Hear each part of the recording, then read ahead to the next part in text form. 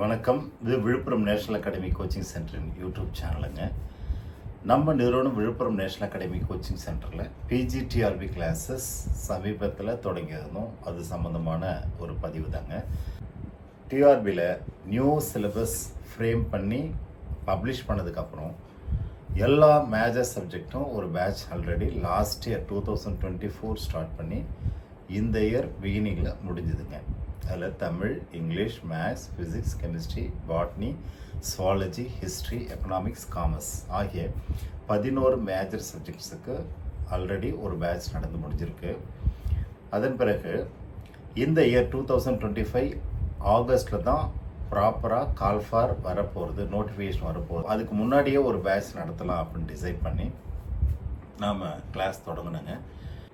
GK common class, Tamil தகுதி தேர்வுக்குண்டான வகுப்பு ஒரு 3 வாரங்கள் நடைபெற்றது. அதில் பார்த்திங்கன்னா பெரும்பாலான கேண்டிடேட்ஸ் அதிகமாக இந்த பேட்சுக்கு லைக் பண்ணவங்க மேஜர் சப்ஜெக்ட்ஸ் எது பார்த்திங்கன்னா இங்கிலீஷ், மேத்ஸ், ஹிஸ்ட்ரி ஆகிய 3 சப்ஜெக்டு தாங்க அதிக கேண்டிடேட்டு படிக்கணும் அப்படின்ற ஆர்வத்தோடு இருந்ததாக தெரியுதுங்க.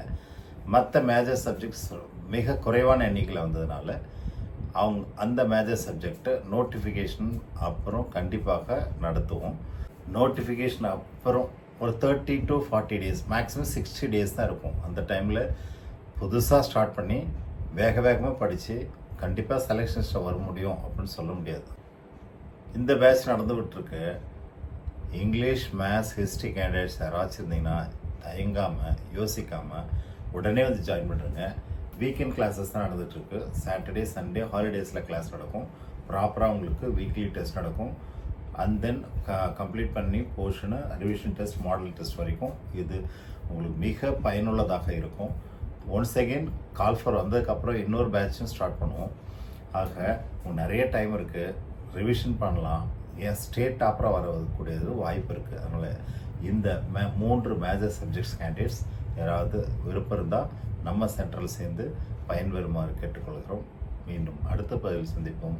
நம்ம சென்ட்ரல் நேஷனல் அகாடமி எப்பவுமே மாணவர்கள் நலன் கருதி நடத்தக்கூடிய நிறுவனத்தில் நீங்களும் பயன்பெறுமாறு கேட்டுக்கொள்கிறோம். நன்றி.